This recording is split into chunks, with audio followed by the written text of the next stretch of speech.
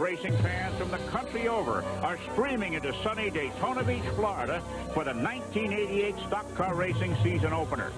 It's been 3 quiet months since engines were switched off, and not only are the fans hungry for action, but so are the drivers. From the Daytona International Speedway, CBS Sports is pleased to bring you live the 1988 Busch Clash.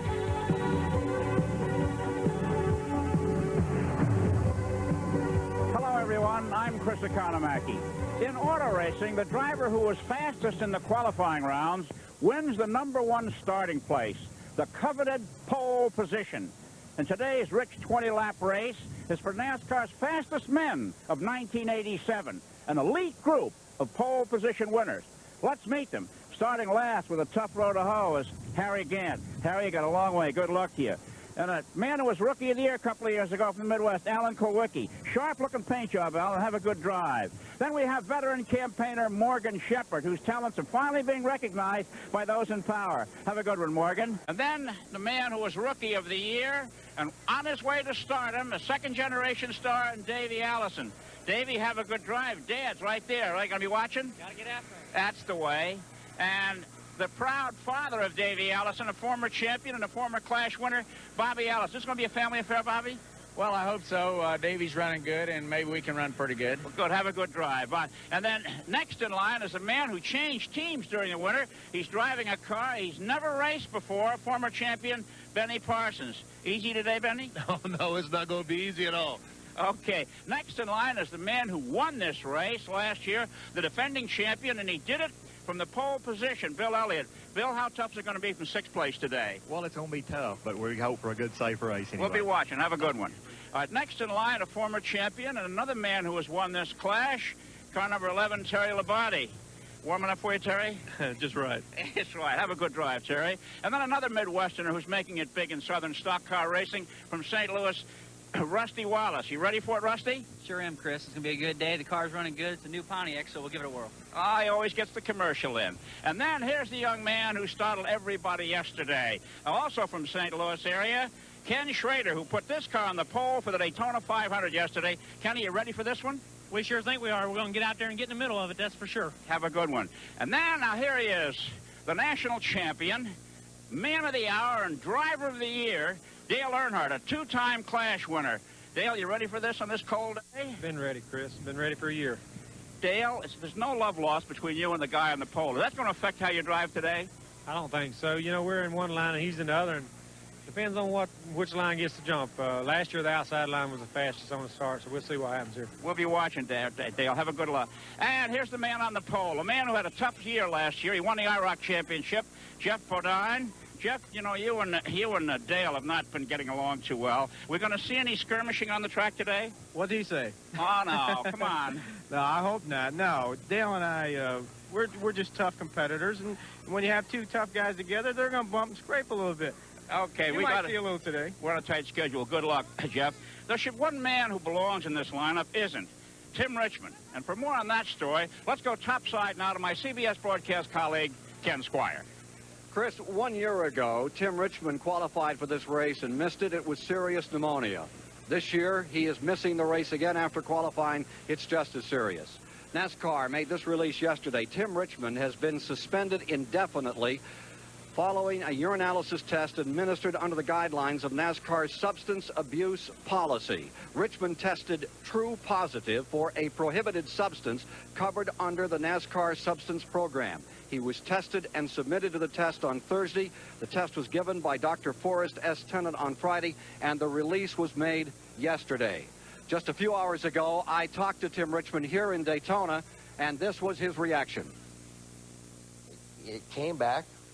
He said it was positive for 2 substances, and they had no choice but to suspend me. I mean, I would bet you any amount of money that they would give anything had they not taken this test, because now they can't let me on the track until, you know, if I was to go out on the track, hurt someone or whatever, and it be found out that they were aware of this test prior to going in, then, you know, they would. So I understand their position here. I've just maintained you've made a mistake, I've made mistakes in my life, meaning that there has been a mistake made on this drug test somehow or another. I am not guilty of it. Tim, have you used drugs or prohibited substances in 1988? No, I have not. At any time while you were a Winston Cup driver? No, I have not. Tim Richmond submitted to a second test last night. No conclusion yet. He says he will be vindicated. For more on the story and a driver's overview, let's go to pit road. Mike Joy is standing by. Thank you, Ken. I'm with Darrell Waltrip, former national driving champion. Your reaction to NASCAR's drug testing policy and bringing that to the sport? Well, it's something that I think everybody needs to realize. It came from within. The competitors asked for it. The competitors for the last 2 years have said, we want a drug testing program. The fans didn't make us do it. The sponsors didn't make us do it. NASCAR was reluctant to do it. This is something that that could happen, you know. We knew that there was a possibility that someday somebody might get caught at in one of these situations. It has happened. I think we'll just have to wait and see the outcome of Tim's situation. I got to say personally that Tim being here and trying to run the race and the things that went on around him being down here, you know, the drug test is a good time to have it in effect. Back up to Ken Squire. Just about ready to have Hoyt Axton fire this race up and get it underway. It's just 50 miles, 20 laps that will be run. Hoyt Axton, the well-known And now, country ladies singer, and gentlemen, ready to for give the those most command famous words to of send these cars on their way. Hoyt Axton. Gentlemen, start your engine! Firing up for the first major event of the weekend here in Speed Weeks, 1988. Ned Jarrett will be alongside to bring you a good background on what's going on here today. Ned, as these cars fire up, what do you think we're going to see? I think that we're going to see some very close racing, Ken, but they're running some 10 to 15 miles an hour slower this year than they ran last year because of a 1-inch carburetor restrictor plate that is required by NASCAR. So I think that drafting will come back into play more than we have seen it in recent years. It's very windy. That could be a factor. 50 miles, 20 laps, $230,000 at stake. The fastest stock car race in the world coming up next on CBS. Approximately 15-minute long event. 50 grand to win. That's a lot of money in the old days, Ned. It really is. In fact, that's more than I would usually win in a season. And that $21,000 per second tells it all. Then there are bonuses in this race as well. $10,000 for leading lap 5, $15,000 at the midpoint, and a 10 grand bonus at lap 15. The race record for this race goes back just a year at an average speed of 197.802. I don't think we'll see that now. I don't think that we will see a new record set today because of the reduced speed as a result of the carburetor restrictor plate that we mentioned earlier. All right, let's take one more look at the starting lineup for this 10th annual Busch Clash here at the Daytona International Speedway. On the pole, out of Chemung, New York, comes Jeff Bodine, the 1986 Daytona 500 winner and second here a year ago. Dale Earnhardt flanks him in that big black machine. The man in black this year, number 3. There's Chevrolets, first and second. In row number 2, Ken Schrader is there, the man who sits on the pole for next week's 30th annual Daytona 500. Then Rusty Wallace, his Pontiac, is qualified in 4th. Starting 5th, Terry Labonte, who won this race in 1985, and beside him is Bill Elliott, last year's winner at that record speed. Benny Parsons starts in 7th in a replacement car. They had brought a car just for this event, and now they put him in a second car, one they'll run next week as well. Starting 8th is Bobby Allison, the 82 winner. Then in 9th, a rookie in this race, that's his son, Davey Allison, winner of 2 races a year ago, just 26 years old. Starting 10th is Morgan Shepherd in a Buick automobile. And then in the 11th position, Alan Kulwicki. What a story on this man from Wisconsin in a Ford. And rounding out the field is Harry Gant in the Hal Needham car. Completing the first of the 2 preliminary laps to this, the Busch Clash. Davey Allison is in this event for the very first time, and we spoke to Davey earlier about this race and to Dale Earnhardt about their feelings on the event. I think this race is considered an all-star race, and to come out here and be able to win the Busch Clash has got to be a tremendous accomplishment in anybody's book. You're racing against Dale Earnhardt, Bill Elliott, Bobby Allison, Morgan Shepherd, Rusty Wallace, all the best guys in the business. And to be in there as a part of it, it's just you know, I want to win it and say, okay, I beat all these guys. I guess I've got as much a desire to win this race, or more desire than any race I've ever been in. I think everybody's going to be wanting to get to second or third position. That's going to be the key slot, I think. From drafting tests we've done, I think it's going to take a two-car team to go by the guy in front of them. It's going to work out to a situation where you're going to need some help. And on the last lap, nobody's going to help anybody, and it's going to be a shuffle. Half a lap to a start. Only two rookies in this clash, Ken Schrader and Davey Allison. And they are the front row for next Sunday's Daytona 500.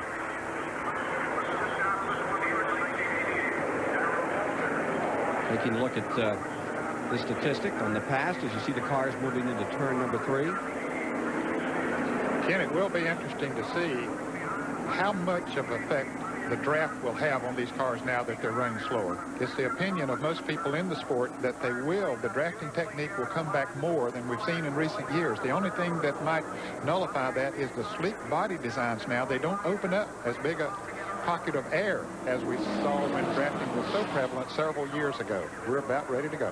5 Chevrolets, 4 Fords, a Pontiac, and 2 Buicks comprise the field for the 10th annual Busch Clash. Pace car is in. Field is ready to go. Coming down for a start on the brakes. Earnhardt jumps it. He's away. Wallace comes with him. On the inside, Jeff Bodine falling back 2 car lengths. Field moving into turn number 1. First time out. From 80 miles an hour, they come up to speed here. Flat footing around turns 1 and 2. Bodine back into second spot. Wallace falls to third. Elliott is in fourth. Now Bodine. Jeff Bodine on the bottom side going for the lead. Midway down the back straightaway first time. It's a surprise he was able to do that in the turn, Ken. He really came off of that second turn. Engine prepared now on car number 5 by Waddell Wilson. One of the masters of putting machinery together that really flies on any speedway.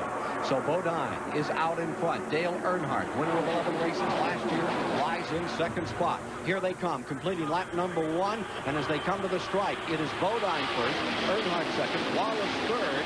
Ken Schrader is in fourth. Bill Elliott is fifth. 19 remaining. We see Bobby Allison on the side of Terry Labonte trying to make a move there. And as they run side by side, the first 5 cars are beginning to pull away a little bit. Back straightaway, that front 5 gets about a 10-20 car length advantage now over the rest of the field. There you see them, and Elliott staying right there with the Ford. Interval first to 12th, 1 9/10 seconds last time by. Taking a look at that second group, there's the 82 winner Terry Labonte right there, and Davey Allison directly behind him. That is 6th and 7th spot. And Ken, just a moment ago, Davy's dad, Bobby, was racing side by side with Terry Labonte. He came up and just flew by his dad and dropped him back a couple of positions on the racetrack. Starting last, still running last, is the Harry Gant, number 33. The last lap was turned at 46.45 seconds. That's over 193 miles an hour, about the qualifying speed that Ken Schrader used to win the pole with yesterday for the Daytona 500. And now you see that flock of 5 automobiles contending for the lead, and there is a bigger interval developing back to that 6th place car. Earnhardt staying right there, apparently where he wants to be. And remember that Earnhardt and Bodine have had at it on several occasions. And so Ford Thunderbird in the back of that pack, Bill Elliott. And then you see that interval back to the 6th place car, where lies Terry Labonte. In 7th, Davey Allison. 8th, Morgan Shepherd. 9th, Bobby Allison. 10th, Benny Parsons. 11th, Alan Kulwicki and Gant out back as we complete the 3rd lap. 3 down. And they're picking up speed. The last lap was turned at 46.22 hundredths of a second, which means that they're running over 194, close to 195 miles an hour now. Jeff Bodine, making his 6th start, stays out in front.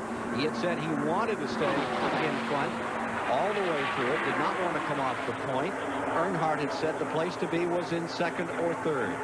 Checking a lap for you here as they come back through turns 3 and 4 on the east end through that 31-degree banking. That second group of cars is far enough away, they're going to have trouble catching up out here. They are, but they're working good together. They've gotten themselves in a line, and that's the best way to pick up speed if you try to pull out and pass someone else, well, that's not the way to do it. You lose a lot of speed, as we saw a little bit earlier, but they're not gaining on the front tire. That's an incredible mark they just had up there as a graphic. I even wonder if that's totally accurate, that 200 mile plus an hour reading. It's 0.8 of a second from the 5th place back to the 6th place. I would question that with what they've been running. Yes, I think the 200 mile an hour, the second part was okay, but the 200 miles an hour, I don't think they're running quite that fast now. We saw up in the 7th spot Morgan Shepherd's cars. We looked at 5th, 6th, and 7th. There's that interval, 0.8 of a second between the 5th place car and Terry Labonte back there in 6th. And Elliott holding on. That computed to just over 194 miles per hour. 5 laps now complete. 5 down. And you can give $5,000 bonus to Jeff Bodine. And it's interesting that Dale Earnhardt didn't even try to make a move to get that bonus. I think he's sitting where he wants to be to try to win the race. 6 straight years Bodine has been in this event, and finally after 2 4th places in 85 and 86 pulled himself up to 2nd last year in a dramatic battle to finish in this event with Bill Elliott. He had spun out earlier in the race and managed to come back and finish in 2nd place, so he did make a very dramatic drive. Meanwhile, this is Dale Earnhardt making his 6th start, and that second group of cars is definitely closing up on the front 5. They are. They have moved in close enough now to pick up the draft, so we're going to have a 9-car draft instead of a 5-car. And that man back in the 9th position is Bobby Allison. Sandwiched in the middle of all of that is his 26-year-old son. And there you see Davey Allison, a leading contender, and he will be carrying one of the CBS onboard cameras live in our coverage starting at noon Eastern next Sunday of the Great American Race. Bill Elliott just made a great move moving around Kenny Schrader on the outside as they came off of turn 2. A very bold move. Here's the field back into 3, and you notice down on the bottom of the racetrack the yellow and white Hendrick colors, and here comes the Richard Childress, that big black machine on the outside. Marauding right against the wall, getting pressed tightly in there. Thought for a moment there might be contact, and Rusty Wallace up on the high side is able to maintain. And Jeff Bodine is caught down by himself on the inside. They're just driving right past him. Nothing he can do about it. He is out of the draft and falling back. Number 5, Bodine on the inside. We saw him before just overhaul from the inside on the start. Now there are 7 laps of 20 complete. And he cannot find a place to get back in line, Ken. He is just going from the front to the back all in one lap. He's going from 1st to 9th position. Dale Earnhardt, who has won this race on 2 previous occasions. Only 2 men have won it twice. Quickly, let's go to Mike Joy. I'm with Darrell Waltrip. Can we wave goodbye to Jeff Bodine? Yeah, he just, he just committed the unforgivable sin. He got out of line in the draft. Now Schrader's out of line, and that's the thing. They don't have the power to pull themselves along beside another car. So when they fall out of line, they're going to go to the back end and start all over. Jeff will get back there, and maybe somebody will mess up, and he'll get a shot at it again. But right now, it's an awful good race. I think Earnhardt used a lot of patience just then and waiting on Bodine to do something, and he was able to take the lead. I like Davey Allison, and I love Bill Elliott, number 9. If you were out there right now, would you jump out of line? No, sir. You'd have to knock me out of line. Now, Darrell's the guy who has to sit inside while his kids are out playing because he didn't do his homework. He didn't win a Busch pole last year, and so misses the Clash for the first time in its 10-year history. Davey Allison up to 4th on the outside as he wheels that car around, and now there's another challenge being made on his position. A gigantic crowd is out here today on a rather brisk afternoon in Daytona Beach. There you see the 2 leaders trying to pull away as Bill Elliott is pulling up, and the surprise to me is the Schrader car. Looked like he fell out of line, but he's staying right there in 3rd spot now. If anyone can do it, he might just be the one that can, because that car is awfully strong, as he proved yesterday that the team has the car put together for fast running and by winning the pole. But now, as a result of them running side by side, look how far that Earnhardt and Wallace have been able to move away. Halfway this time by. Earnhardt in front and Wallace in 2nd. Then back in 3rd is Schrader, who has fended off a lot of people and looked like he was out of the line. He's got some horses to play with. $15,000 bonus coming up here if Earnhardt can hold on, and it looks like he will. As they come to the stripe, the man back in 9th position, this flock of automobiles, is Terry Labonte, direct in front of him. In the 8th position is Bobby Allison. The man who collects that big bonus at the halfway mark is Dale Earnhardt. Ken, can you imagine? Now, we're only seeing 12 of the top cars running in this race today. Next Sunday, there will be 40 or 42 cars in the Daytona 500. all pretty well evenly matched, or we are going to see some kind of racing in the Daytona 500 here on CBS. The 80 and 86 champion is leading of this event. Dale Earnhardt, defending Winston Cup champion. He'll be going for his 4th time. Look at Davey Allison come to the bottom of the racetrack. He's strong. The Rainier car looking very powerful here. He'll be on the outside of the front row. He's back there in 4th, that white Ford. As they stack up now, you have a Chevrolet out in front, a Pontiac in 2nd, and Ford's running 3rd and 4th. Hey, who said those Fords are going to have trouble here this year? I don't think they're going to have any trouble. They've shown that they are very capable of running fast. You noticed how the 2 cars in front were able to pull away once they were running side by side, but you also notice how quickly Davey Allison is going to pick that up as we see them go down the backstretch. Watch him close in on those first 2. Allison just gobbling up ground as he closes on those 2 leaders. He pulled out of the pocket, and Davey Allison closing as we move to lap 11 of the 10th annual Busch Clash live on CBS. Take over in 2nd place. Earnhardt out in front. Wallace is in the 3rd spot. Davey Allison now running in 2nd. Wallace has had to settle back into 3rd. Running 4th is Bill Elliott, followed by Schrader. Actually, Wallace got out of line when Davey Allison went by. He's dropped farther back in the field now, Ken. And here's Davey Allison in the Ford, closing up on the Chevrolet at the point. Out of turn number 4 here at the Daytona Speedway. Down out of turn number 4, a group of 9 automobiles, all bumper to bumper, back to the stripe. Bill Elliott sitting there in 3rd place. Darrell Waltrip said at the top of the show, I believe that, no, it was Dale Earnhardt who said 2nd or 3rd was the place to be going into the winding laps. Maybe Bill Elliott's just sitting there waiting. Let's see what he can do. And Bobby Allison has come to 4th. Bobby Allison has come up into 4th position.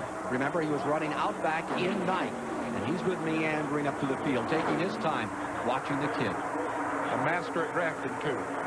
$10,000 bonus coming up this time around. 15th lap to be completed there. And you see Earnhardt out in front, Davey Allison in 2nd. Remember, he's a rookie in this race. He and Schrader making their first performance in the Clash. Back to the stripe. Give the 5 to Earnhardt.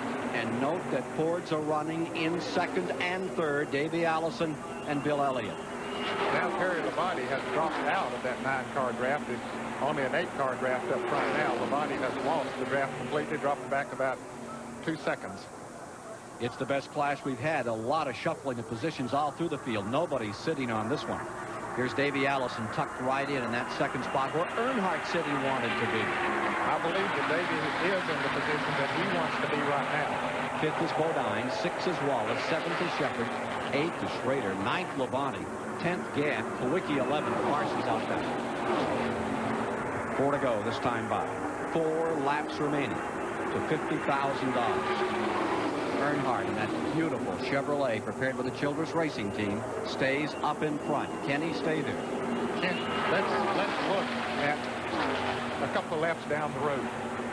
Bobby Allison sitting there in the 4th position. He's in great position to help his son. If he drafts up past or beside Bill Elliott, that's going to slow Elliott's effort. It's going to open it up so that Davey Allison would have a much better shot at Dale Earnhardt on the last lap. We'll see if that happens. 3 of these flashes have been settled by a last lap pass. See if it happens here. Earnhardt passed Waltrip in 80. Bonnet passing Waltrip in 83. And Bonnet beating Buddy Baker in 84. Back to the line. 3 laps to go. Now here's Bobby Allison making his move a little earlier than I thought he might. Bobby Allison up into 3rd spot. Davey Allison, his young son, right there in 2nd spot. What about Davey Allison's last lap strategy? This is what he told us. I think with this new restrictor rule, I'd like to be out front. I don't think the draft will be as effective as far as the slingshot is concerned. And I think evidence of that was from last year with the 390 carburetors. The slingshot effect just wasn't there. And I don't think it'll be there now either. It could be a battle of father and son to decide it all here this afternoon between Davey Allison and Bobby Allison. But Earnhardt is still on the point level. A lot to say about it. 2 laps to go. Here's Mike Joy. Darrell, we know what that Ford will do and what Bobby will do, but you drive a Chevrolet much like Earnhardt's. If you're in his seat, what can you do sitting there in front? Well, right now, it's hard to sit on a hot stove and not sweat, and that's what Earnhardt's doing. He's sweating a little bit. Right now, I think it hit the nail on the head when he said it's a father-son relationship, and Bobby Allison's going to help Davey win this race. Can Dale do anything to move Davey's car around in that draft and upset it a bit? Dale Earnhardt's awful tough. I give him credit for that, and if anybody can win this race, he can. He's out front, and he's going to be awful tough to get by. Who will win it? I'm going to say Earnhardt. We'll see. I think he'll do it. White flag, 1 to go. This is it for all the money. Up to the outside, taking a peek. Davey Allison. Bobby Allison sits there. No coaching here. I think the move will be made coming off of turn 2 and down the backstretch. They've completely left the rest of the field, so it's a 3-car battle here right now. Now, here comes Bobby down on the inside. Maybe he's going to go for the win, not take his son into consideration. Now he has moved out behind Davey and pushing him in there, and David now is going to make his move, but he can't. Can he do it, Ken? He can't get to the outside. He tries again. Bobby Allison in that Buick rides in third. Chevrolet first, Ford second, Buick third. Is this just a test run of next Sunday's Daytona 500? I believe so. Here they come to the line. Coming down for the checkers. Earnhardt is in front. Davey Allison trying to move. At the stripe, it will be Dale Earnhardt winning here today in the Busch Clash. Davey Allison will take second. Bobby Allison finishing in third. Jeff Bodine in fourth, and Bill Elliott fifth. The first man to win it 3 times. Earnhardt had 2 previous wins in this Clash run.